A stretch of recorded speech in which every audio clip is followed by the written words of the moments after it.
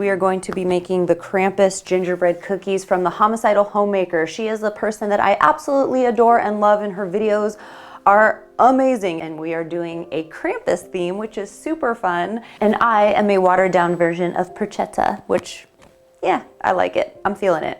I am going to be following along on her YouTube video on how to make these cookies, but I've also printed out the recipe, so we kind of have like a dual action thing going on here. We need to take 2/3 salted butter, room temperature, and get them into the bowl with a mixer. First step is she said to use a stand-up mixer, which we don't have. I'm actually using Granny's old mixer from the 60s and a good old-fashioned bowl. In the bowl of a stand mixer, beat the butter on medium speed for 1 minute until smooth. Then add the brown sugar and molasses and beat on medium-high speed until combined. Ooh, that smells crazy. I don't think I've ever smelled molasses alone. Next, add in the egg and vanilla and beat on high speed for 2 minutes. 1 egg and our vanilla extract. In a separate bowl, mix together the flour, baking soda, and spices. So, oh my God. Okay. Where is it? 2. I'm not being very efficient with this. This is all flowing together really nicely, right? Ooh. That literally smells like Christmas in a can. I like making this from scratch. And now I don't have a whisk, so I'm just gonna use a f***ing butter knife. Scrape down the sides and bottom of the bowl with a spatula as needed. I don't think we have a spatula. In a separate bowl, either. mix together the flour, baking soda, and spices. Turn the mixer to low speed and then gradually add the dry mix into the wet until combined. On Granny's mixer here, I am going to be one-handedly sprinkling this in and mixing it all together. This might take a hot minute, but so far so good.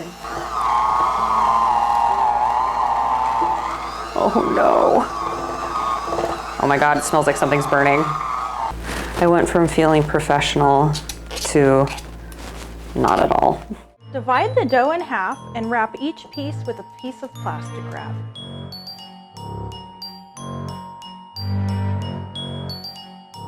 Pat into a disc shape and allow to chill in the icebox for at least 3 hours, but preferably overnight.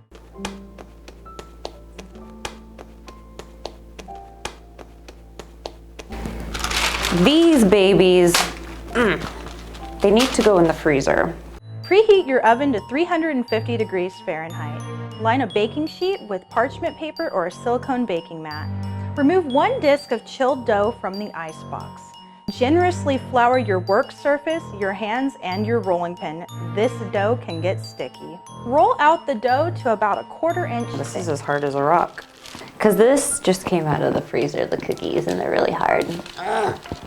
Have I done anything? Is there a time lapse somewhere that I can see if this is like turned into anything flatter than what we started? Cut out the cookies and place onto prepared baking sheets. I used a decorating tip to cut bite marks out of a few of their heads and a large wooden skewer to roll up some of their hands. Bake cookies for 10 to 12 minutes. In the oven they go. Once the cookies have baked, use a butter knife or fondant sculpting tool to add their sinister eyebrows. It's important to do this step while the cookies are still hot. Once completely cool, decorate with icing and candy canes. Allow the icing to fully dry before serving. I need to cut these tops off. I mean, I'm actually pretty proud of them, so I'm thrilled to death that I got to try this. So this was a lot of fun. Thank you again, Homicidal Homemaker, for having me create one of your amazing dishes. This was too much fun, and what better way to get into the holiday spirit, right?